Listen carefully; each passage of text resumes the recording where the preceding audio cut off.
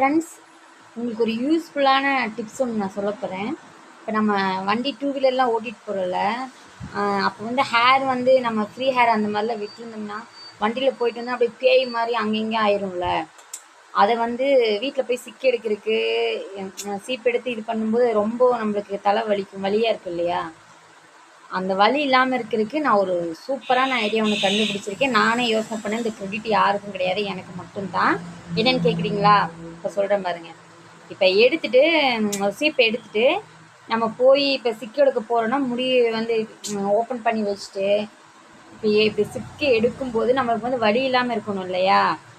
அப்போ என்ன பண்ணணும்னா, நம்ம வீட்டுக்கு வெளியே வலி இருக்கும்ல, வலி அந்த வழியில் உட்காராம அதுக்கு ஆப்போசிட்டில் போய் உட்காருங்க. அப்போ தான் அங்கே வலி இருக்காதே.